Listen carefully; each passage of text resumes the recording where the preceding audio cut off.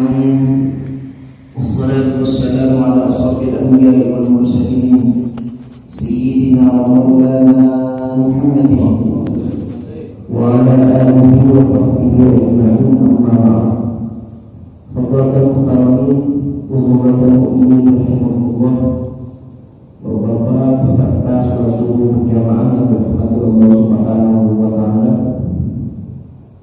terdapat di dalam surah Al-Furqan, insyaallah ayatnya kalau tidak salah ayat 64, ada hamba-hamba Allah Subhanahu wa Ta'ala yang mendapatkan rahmat dan kasih sayangnya Allah Subhanahu wa Ta'ala. Wa ibadur rahmanil ladzina yamshuna 'alal ardi hauna wa idza khatabahumul jahiluna qalu salama wal ladzina yabituna li rabbihim sujadan wa qiyama. Orang-orang yang diberikan rahmat oleh Allah Subhanahu wa Ta'ala punya ciri, punya karakteristik. Salah satunya adalah walladzina yaquluna li rabbihim sujadan wa qiyama. Orang-orang yang dirahmati oleh Allah Subhanahu wa Ta'ala cirinya adalah ketika datang waktu malam dia mendirikan sujud dan berdiri kepada Allah Subhanahu wa Ta'ala. Ini salah satu karakteristik, salah satu ciri orang-orang yang mendapatkan rahmat dari Allah adalah orang-orang yang kalau datang waktu malam sujadan wa qiyamah, malamnya tidak berlalu begitu saja kecuali dia telah melaksanakan sujud dan berdiri kepada Allah Subhanahu wa Ta'ala. Para mufassir menjelaskan yang disebut sujadan wa qiyamah itu apa. Hampir sepakat seluruh ulama bahwasanya yang disebut sujadan wa qiyamah ini adalah melaksanakan tahajud. Bahkan satu riwayat dalam kitab Muhibbut Tabari, tafsir Muhibbut Tabari, Rasulullah SAW punya karakteristik kalau malam itu sholat tahajudnya tidak pernah tinggal. Apapun yang terjadi, apapun yang dialami Rasulullah SAW, dia tidak pernah meninggalkan sholat. Bahkan kalau saat waktu perang, saking capeknya Rasulullah SAW, Rasul itu tetap melakukan sholat tahajud. Akan tetapi tahajudnya Rasulullah SAW setelah takbir, lalu setelah takbir dan niat Rasulullah langsung melaksanakan sholat tahajud dulu. Nanti bangun lagi baru saking pentingnya. Wa minal laili fatahajjad bihi nafilatan lak. Berbeda dengan sholat sunnah duha. Rasulullah kalau sholat sunnah duha itu jarang terjadi, jarang. Kalau seminggu 7 hari, biasanya Rasulullah SAW dalam satu minggu melaksanakan duha 3 kali. Tapi ini terbalik, umatnya terbalik. Kalau duhanya betul, tahajudnya 3 kali. Ini unik ini. Kenapa? Karena kalau sholat tahajud tidak ada iming-imingan pahala, hanya disebut nafilatan, sunnah yang jadi tambahan. Tapi ini ayat Al-Quran. Sedangkan kalau sholat duha itu iming-imingi yang 2 rakaat sholat sunnah duha, maka rezekinya bakal lancar.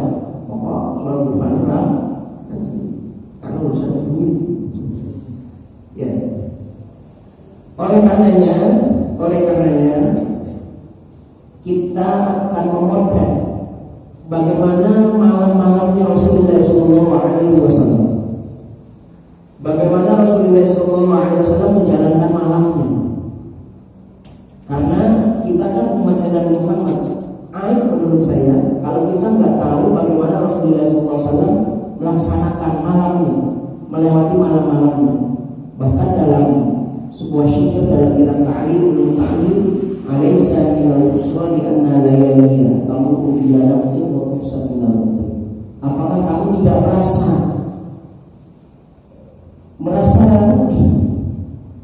kehilangan bahwasanya malam-malam yang kita lalui berlalu begitu saja, pergi begitu saja, hilang begitu saja, waktu satu minal umri, padahal malam-malam itu dihitung sebagai umur kita. Jadi malam dan siang itu umur satu paket, tapi malam biasanya hilang begitu saja tanpa dilalui dengan nilai-nilai ibadah kepada Allah Subhanahu wa taala. Oleh karenanya kalau kita merujuk kepada Rasulullah SAW, maka apa yang dikerjakan oleh Rasulullah SAW ketika malam ini akan membimbing kita menjadi hamba Allah, menjadi umat Nabi besar Muhammad SAW yang ketika mengerjakannya nanti akan mendapatkan sunnah-sunnah dan mendapatkan pahala dari Rasulullah dan Allah Subhanahu wa taala. Rasulullah kalau malam mau tidur itu adalah akfirul masabih idza rafatu. Kalau beliau mau naik ke dalam tempat peraduan, mau naik ke kasur, Rasulullah SAW mau tidur, maka akfirul masabih idza rafatu, mematikan lampu. Mati lampu. Jadi kalau ada orang mati lampu lantaran dia ikut Rasulullah SAW, dapat kesunahan dan pahala. Jadi kalau tidur mati lampu dapat pahala. Kalau dulu sebelum kita ngaji, orang tidur mati lampu bukan karena ikut Rasul, tapi karena iri. Emang biar nanti bayar listriknya murah, ada murah, karena lumayan, kalau 5 jam sampai 8 jam lah gitu ya. Mati lampu sunnah sebenarnya. Jadi Rasulullah SAW kalau tidur senengannya itu rada gelap sedikit, tidak terlalu gelap juga tidak terlalu terang, dimati lampunya. Akfirul masabih idza rafatu. Dan ini juga salah satu bahwasanya Rasulullah SAW adalah orang yang dibimbing oleh wahyu oleh Allah Subhanahu wa taala. Pada masa itu belum ada kajian ilmiah tentang bagaimana orang kalau tidur pakai lampu atau tidak pakai lampu. Ternyata mulai sekarang sudah mulai diteliti, dan sayangnya yang meneliti bukan orang muslim, tapi orang muslim. Bahwasanya orang yang tidur ketika matiin lampu, maka ketika bangun jauh lebih sehat, ketika bangun jauh lebih fresh, ketika bangun jauh lebih segar ketimbang orang yang tidur dengan menggunakan lampu. Apalagi lampu sekarang pakai listrik. Kalau zaman dulu masih pakai semprong ya, pakai semprong. Ini Rasulullah SAW atfiul masabih idza rafatu, matikan dapat sunnah kita. Yang kedua, wabalikil abwab. Rasulullah SAW kalau mau tidur, ini sangat telitinya Rasul. Wabalikil abwab, nutup pintu, nutup jendela, dikunci-kunci semuanya. Apakah Rasulullah SAW takut kemasukan maling, kemasukan lain sebagainya? Enggak. Ternyata wabalikil abwab ini adalah bagian daripada ikhtiar, bagian daripada usaha Rasulullah SAW. Dan beliau ikhtiarnya Rasulullah, hati-hatinya Rasul agar tidak kemasukan maling. Karena ada sahabat Rasulullah SAW, ada sahabat Rasul, satu waktu dia bawa unta masuk, ada yang bilang unta dengan kuda, tapi saya melihat bawa unta masuk ke dalam masjid. Ini kendaraan, kalau zaman sekarang mungkin RX bawa unta masuk ke masjid tidak diikat. Lalu dia berkata, Rasulullah bertanya, kenapa tidak diikat itu unta? Ya saya serahkan saja sama Allah Subhanahu wa taala. Saya tawakal sama Allah. Kata Rasulullah, ikat dulu baru tawakal. Kunci dulu baru tawakal. Itu tawakal yang benar. Setelah melakukan ikhtiar, setelah melakukan pekerjaan baru serahkan kepada Allah.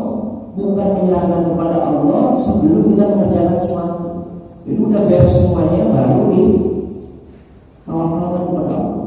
Ikat dikunci dan diikat, beritahu dengan hati dan benar, tapi ternyata masih digerayangi maling, masih diambil maling. Itu adalah salah satu daripada qudratullah, takdir dari Allah Subhanahu wa taala. Itu nomor 2. Pertama atfiul masabih idza rafatu, yang kedua balikil abwab. Yang kedua, yang ketiga, Rasulullah SAW aqibul awiyah. Kalau ada piring, ada gelas, ada panci, ada baskom, maka wa'awiyah, wa'aqlubil awiyah. Rasulullah SAW nembahin semuanya itu, yang kosong-kosong. Ini nggak ada contoh.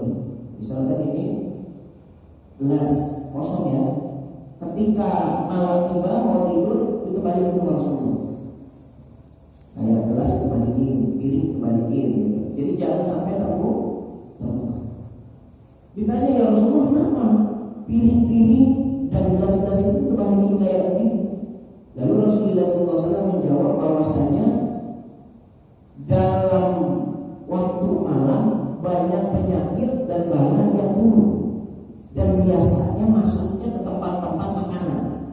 Ya gelas yang kosong, piring yang kosong, panci yang kosong, baskom yang kosong, apalagi bangsok yang kosong. Maka sunnahnya terbalikin. Jadi semuanya terbalikin itu yang udah bersih ya, yang udah bersih. Kalau yang belum dicuci, maka malam itu jangan di situ, cucinya di situ. Kayak gitu. Rasulullah SAW selalu begitu. Wah, itu awalnya. Menebalikin gelas, menebalikin piring. Lalu wahum yaruqan wasyarab, kalau piring itu ada makanannya, kalau gelas itu ada minumannya, bahkan kita biasa itu kalau tidur nyetok minuman tuh, naruh minum gitu ya di pinggir kasur kita, biar kalau misalkan kita mau minum langsung ada gitu kan di dalam gelas. Nah maka Rasulullah wahum yaruqan, kalau ada makanan di dalam piring yang belum kita makan dan bakal kita makan lagi, kalau kita sudah masuk waktu tidur mau tidur, maka hum yaruqan, tutupin itu. Pakai tisu, pakai lepek, tutup. Nah, kalau langsung ada tutupannya aja. Kalau piring ada turun saji dan sebagainya, tutup. Wasyarab walau dan minuman, cari tempat-tempat yang bisa tutup.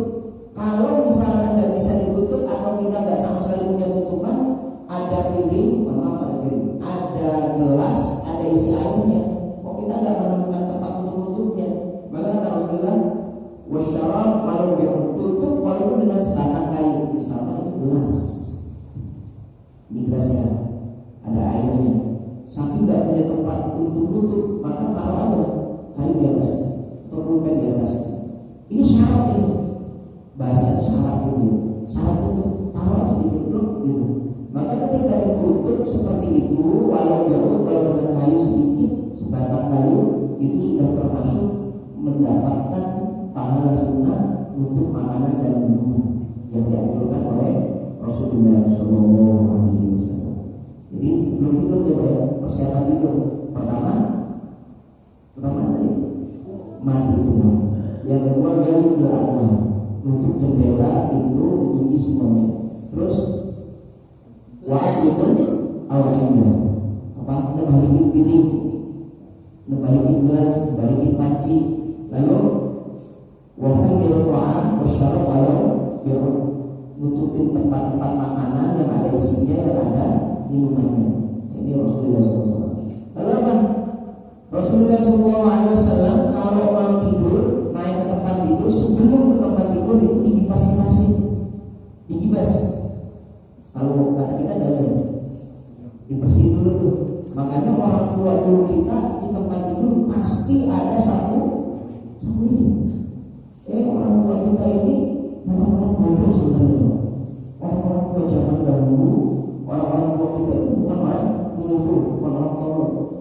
Sebenarnya mereka itu mengamalkan hadis, mengamalkan ajaran Rasulullah SAW. Cuma mereka kalau dalam ilmu sosiologi masih dalam teori positivis, belum bisa menjelaskan dalil yang ada.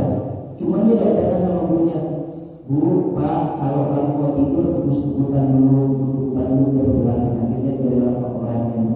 Ada juga orang tua kita, jangan kalau maghrib main kemana-mana. Bahasanya tidak macam-macam, pamali kan ini. Nah, jangan duduk di depan pintu bagi wanita yang belum menikah. Kenapa? Nanti jauh-jauh orang tua dulu cara ngomong.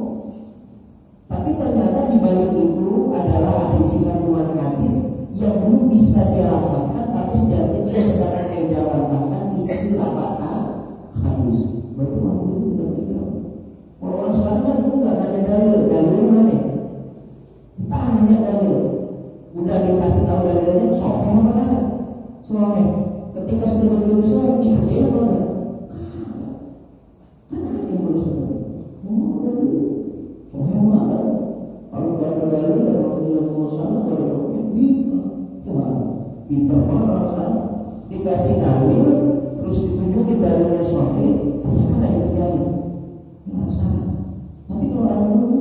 sedoif-doifnya hadis, mereka berpikir tetap hadis Rasulullah Sallallahu Alaihi Wasallam dikerjakan, sehingga orang tua kita itu banyak bertahan, ada umurnya, ada berkahnya, karena beramalkan hadis-hadis Rasulullah SAW. Pokoknya cuma terprovokasi dengan orang-orang sekarang. Orang-orang sekarang unik, sunnah-sunnah Rasul yang sudah mulai ditinggalkan. Dulu sunnah-sunnah kita dulu banyak yang ditinggalkan karena dia tidak mau percaya. Sunnahnya Rasul cuma pakai jenggot doang. Nah, bisa. Saya nggak pakai jenggot, kok berarti nggak guna. Oh, saya pernah dasarnya. Jadi kita mencari saya berubah.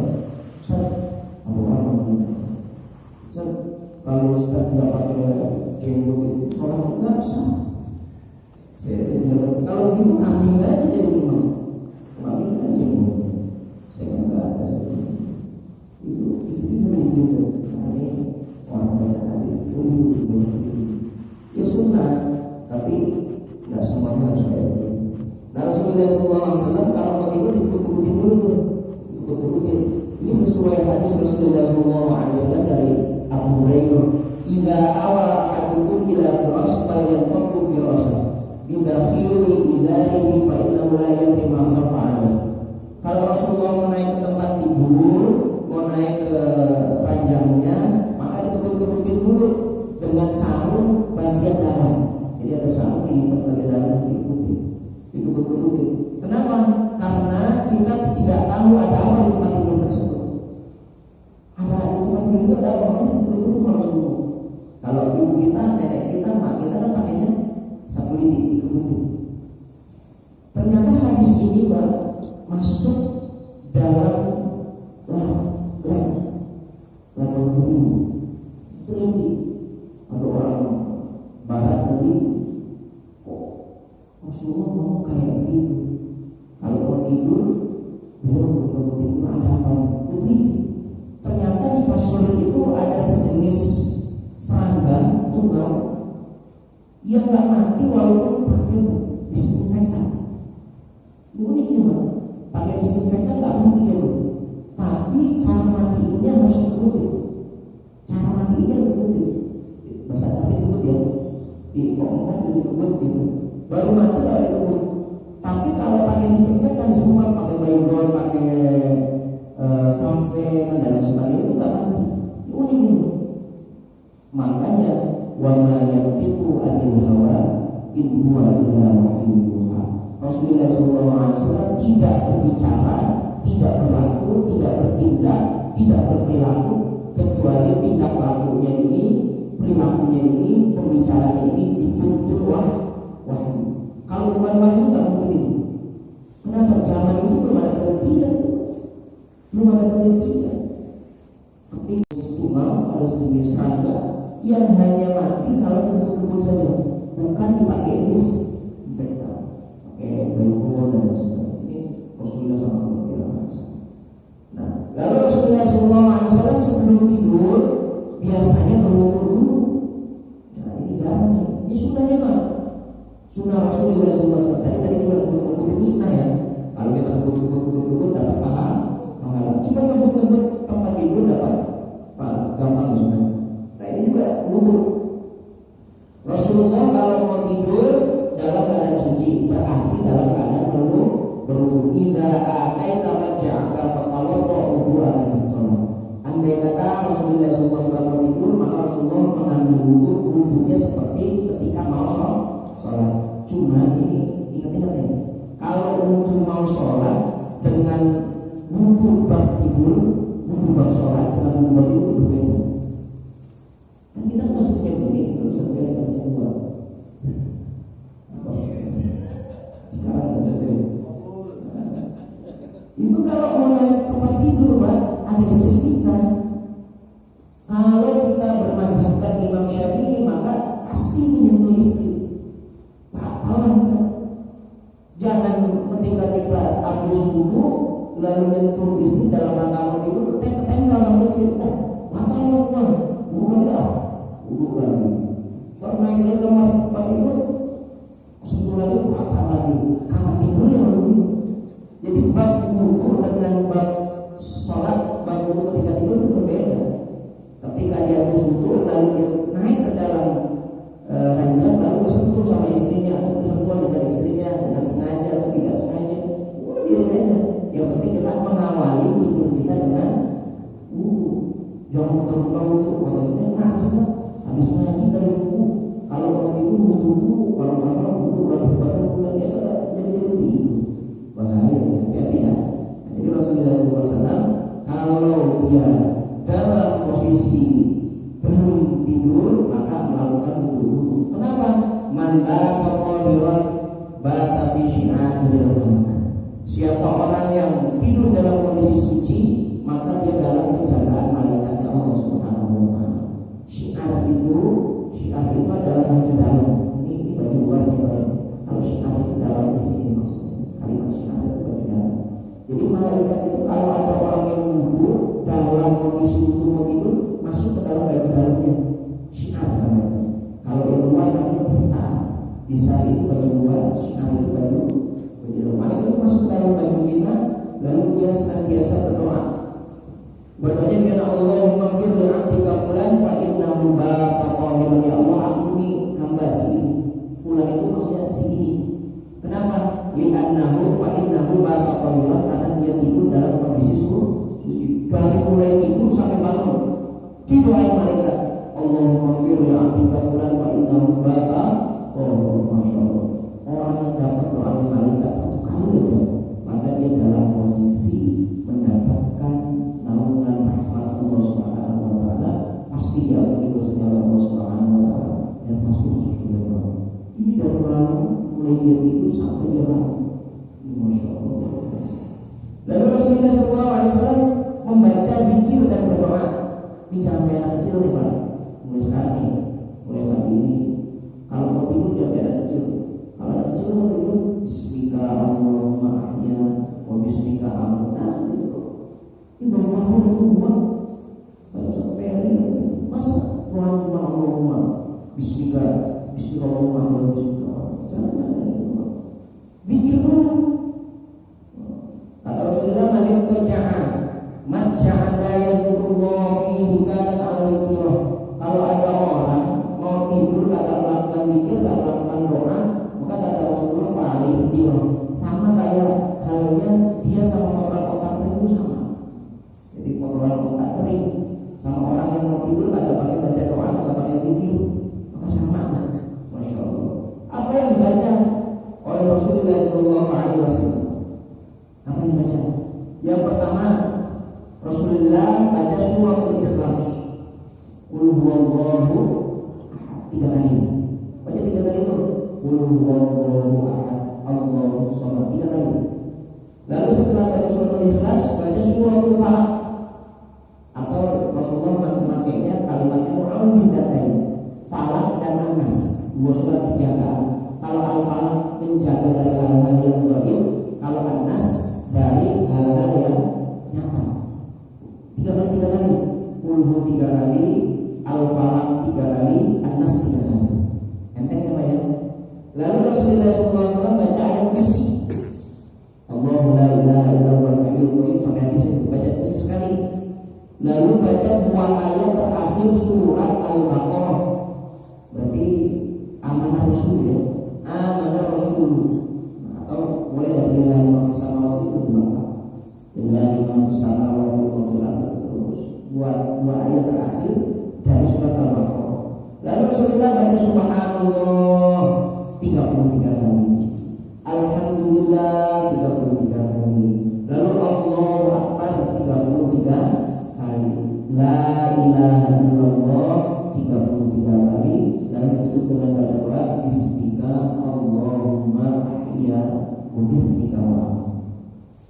Rasulullah bahkan ada satu riwayat dalam kitab Sahih Muslim, beliau menyatakan ada riwayat hadis Rasulullah tidak tidur sebelum beliau mengatakan baca surat Al-Kahfi. Insyaallah kalau kita mau tidur baca surat Al-Kahfi apa tidur surat Al-Kahfi. Ada juga yang bilang Rasulullah tidak tidur kecuali beliau telah membaca zikir yang tadi ditutup dengan surat Al-Mulk. Tabarakalladzi biyadihi Masya Allah. Kira-kira kita tidur atau tidak? Jangankan baca zikir yang dilakukan oleh Rasulullah SAW, kayaknya gitu ya, sepertinya gitu. Mau baca bismillah kadang-kadang lupa. Bismillah itu ini Rasulullah SAW baca. Lalu bangun tidur Rasulullah. Ya, jadi kalau Rasulullah itu habis sholat isya nggak main lah, nggak bertamu, langsung pulang. Kalau kita kan kalau habis isya itu main, bertamu dan lain sebagainya, ngobrol malam itu. Rasulullah kalau habis sholat isya nggak langsung pulang, tidur langsung. Kenapa? Walladzina yabituna li rabbihim sujadan wa qiyam. Karena malamnya bakal bangun. Kalau ada pengajian bagaimana bisa? Ya nggak tercela. Kalau pulang langsung tidur sunnah, ada pengajian wajib. Maka hendaknya ikut ngaji dulu baru tidur kalau bisa. Nggak tercela sebenarnya. Nah, seperti itu. Karena Rasulullah tidur rata-rata malamnya pengen bangun untuk tahajud. Bangun tahajud Rasulullah SAW itu bangun sepertiga malam, sekitar jam 1. Nah, ketika bangun dari peraduan, ketika bangun dari tempat tidur, Rasulullah SAW nggak langsung bangun tuh Pak. Jadi Rasulullah kalau dalam posisi habis sholat, habis tidur dari tempat tidurnya nggak langsung bangunin badan. Jadi Rasulullah kalau habis tidur duduk dulu, duduk. Duduknya Rasulullah SAW itu sambil baca 10 ayat terakhir surat Al-Imran. Jadi Rasulullah baca 10 ayat terakhir surat Al-Imran. Inna fi khalqis samawati wa ikhtilafil laili wan nahari la'ayatin liulil albab alladzina yadhkurunallaha qiyaman wa qu'udan. Terus saya lupa apa wa 'ala junubihim wa yatafakkaruna fil khalqi rahman Rabbana ma khalaqta hadza batilan subhanaka wa qina adzaban nar. Dia baca. Jadi Rasulullah kalau bangun tidur nggak langsung bangun, badannya langsung diangkat, duduk dulu, baca 10 ayat terakhir surat Al-Imran.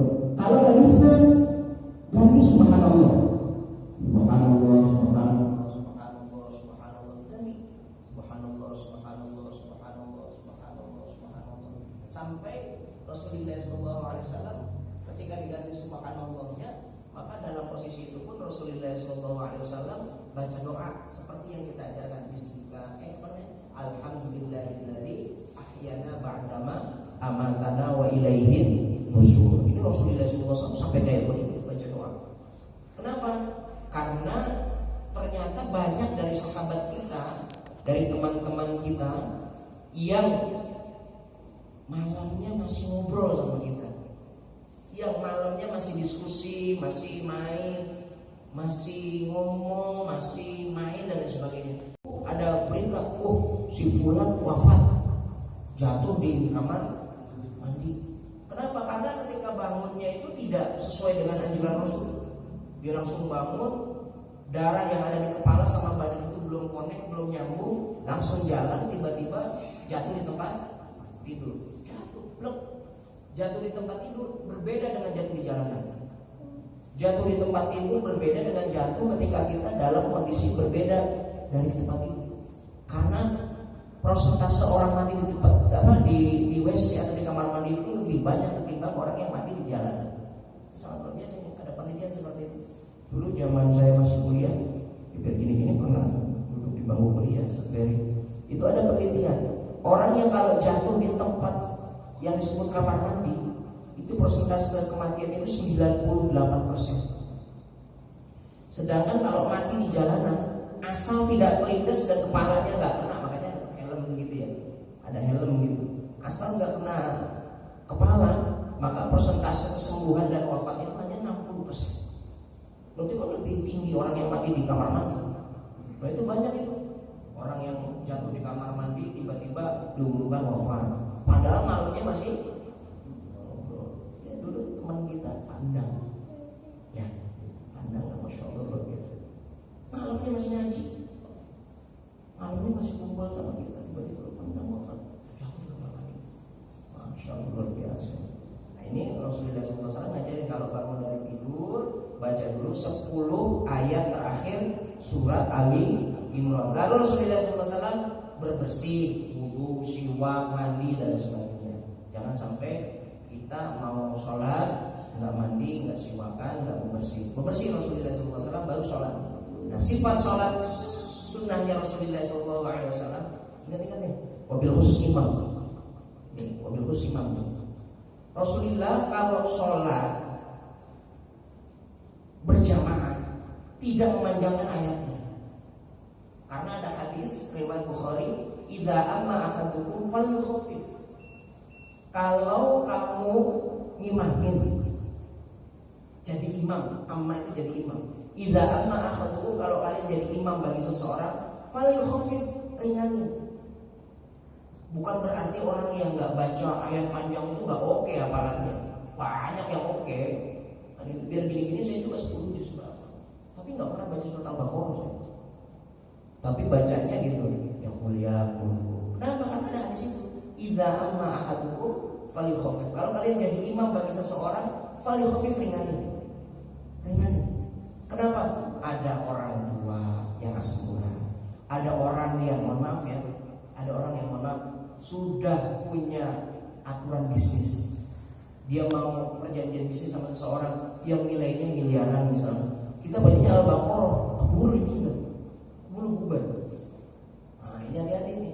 Ada orang yang perutnya sakit, ada orang yang lain sebagainya, itu seperti itu. Tapi kalau Rasulullah SAW sholat sendiri dalam rangka sholat sunnah, sholatnya dipanjangin. Contoh, Rasulullah SAW kalau sholat malam, ini riwayatnya Irbad ibn Syariah. Irbad ibn Syariah pernah matur sama Rasulullah, ya Rasulullah, saya pengen ikut sholat malam sama kamu. Benar? Iya, ayo ikut. Makanya kalau sholat tahajud berjamaah itu hasan, nggak sunnah ya, tapi hasan, baik aja gitu. Karena untuk bersama-sama menghilangkan ngantuk, hasan. Sama halnya dengan kita sholat duha berjamaah, hasan hukumnya. Maka pada satu waktu Irbad bin Syariah di belakang, Rasulullah sholat 4 rakaat waktu itu Rasulullah sholatnya. Allahu Akbar. Rakaat pertama, rakaat kedua habis Fatihah kuliah kulbu. Kata Irbad bin Syariah, ini. Ternyata ini warning apa? Startup. Pemanasan daripada sholatnya Rasulullah sallallahu alaihi wasallam. Ketika salam, 2 rakaat salam. Berarti kalau sholat malam itu sunnahnya 2 rakaat salam, 2 rakaat salam. Jangan 4 rakaat, batal. Imam Syafi'i batal itu 2 rakaat. Jadi kalau malam, kalau siang boleh 4 rakaat Imam Syafi'i. Lalu salam Rasulullah bangun di rakaat ketiga dan keempat. Rakaat ketiga setelah Fatihah Rasulullah SAW baca surat Al-Baqarah. Al-Baqarah itu sampai ayatnya 286 ayat. Wa'fu anna waghfir lana warhamna anta maulana fansurna 'alal qaumil kafirin. Ayatnya jumlahnya 286. Itu 3 juz. 3 juz itu. Kalau kita pakai ikut cetakannya Al-Qur'an Menara Kudus, itu 1 juz itu 9 lembar. Kalau 3 juz berarti berapa lembar? 9 kali 3 berapa? 27 lembar. Kata Irbad bin Syariah, saya kira Rasulullah SAW bakal ruku, ternyata enggak, disambung sama surat Ali Imran. Masya Allah, disambung sama surat Ali Imran dalam 1 ayat Pak. Selesai 100 ayat, saya kira Rasulullah ruku, ternyata disempurnakan sampai rakaat, sampai ayat ke 200. Ali Imran itu 200 ayat, disempurnakan. Kata Irbad bin Syariah, kalau begitu Rasulullah nih ruku, enggak ruku juga. Ternyata Rasulullah sambung pakai surat An-Nisa. Jadi dalam satu waktu, dalam 1 rakaat, Rasulullah SAW ba'da Fatihah, suratnya Al-Baqarah, Al-Imran, An-Nisa. Makanya diprotes sama Siti Aisyah, ya Rasulullah, sholat ente kan sudah mubasyirum bil jannah, dikasih kabar gembira tentang surga, kok sholatnya masih kayak gitu? Kata Rasulullah SAW, afala tuhibbuna abdan syakura. Saya gembira dikasih nilai, dikasih lakop sama Allah SWT sebagai hamba yang pandai bersyukur. Ini sama kayak gitu. Hatta tatafarraqu qadaman, sampai kakinya pada bengkak. Ini Rasulullah SAW. Ini yang dikerjakan Rasulullah. Kalau sholatnya sholat sunnah, panjang Rasulullah, tulil qiyam, lama berdiri. Itu kalau sholatnya sunnah. Kalau sholat wajib, amma ahadukum fal yukhaffif. Kalau sekarang enggak, sholat sunnah dipendekin yang sendiri, giliran sholat berjamaah sama orang dipanjangin sampai orang bingung. Gua kalau manjanginnya kayak Ustaz Khairuddin ya enak. Kalau manjanginnya kayak Imam Masjidil Haram saya Bandar Balila, ya enak. Ini gagal. Ayat pertama dia baca, ayat kedua lupa, ayat kedua dibaca, ayat ketiga mau maju kagak hafal. Terus dipikirin kagak diganti suratnya. Lebih bingung kita. Lihat makmum juga pada bingung. Gua mau gimana apa? Mau ngingetin kagak ngerti, kagak hafal. Nah, ini hati-hati ini. Makanya Rasulullah SAW pada Zaid bin Sabit, Zaid, ente jangan jadi tukang fitnah. Kenapa? Karena sholatnya panjang banget bacaannya. Banyak orang yang butuh, banyak orang yang butuh. Boleh baca panjang tapi yang enak. Sampai salat takal, sama ibu fari, namai tasawuf. Silakan, tapi yang enak, yang enak. Jadi sadar gitu kalau misalnya kita nggak hafal ya jangan. Bukan berarti kita yang nggak hafal, yang bacanya pendek-pendek nggak hafal itu bukan. Tapi ternyata memang banyak juga orang-orang yang hafalannya banyak, yang hafalannya bagus-bagus, tapi mereka tidak menggunakan itu gitu. Kenapa? Karena mereka tahu posisi jadi imam itu seperti itu. Saya kira ini dulu yang bisa saya sampaikan. Mungkin kalau ada kesempatan lain waktu saya sambung gitu. Sampai nanti satu hari satu malam lah bersama Rasulullah SAW. Ini baru segitu aja tuh. Udah 40 menit saya bicara. Saya selalu curiga sama bapak. Udah pada manggut-manggut. Manggut-manggutnya iya apa kagak? Ini kan saya nggak tahu dari gitu. Jadi ya udah gitu ya. Mudah-mudahan walaupun manggut-manggut tetap paham, ada sedikit yang nyangkut di kuping kita. Jadi kita kerjakan nanti mendapatkan sunnah daripada Rasulullah SAW. Kira-kira itu saja yang saya sampaikan. Mari kita berdoa, kita tutup dengan doa. Mudah-mudahan kajian kita, sholat subuh kita pada pagi hari ini terima oleh Allah Subhanahu Wa Taala. Kita dicatat sebagai hamba yang ingat kepada Allah Subhanahu Wa Taala. Wa'afana ya karim, wa'afana ya rahim. Allahumma astajib du'ana wasfi mardana warham mautana wa li'adana a'dana a'datina wa lakhir fi karjana innaka ala ma tasha'u qadir wa bil ijabati jadri ya man khaifin amina biman khaf ya man khaifin satina biman khaf ya man khaifin najina biman khaf tawafi subhanakallahumma wa tahiyyatu fi salam wa akhiru da'wana alhamdulillahi rabbil alamin. Kurang lebihnya mohon maaf. Hadanallahu wa iyyakum ajma'in. Wallahu muwaffiq ila aqwamit thoriq. Wassalamualaikum warahmatullahi wabarakatuh. Waalaikumsalam.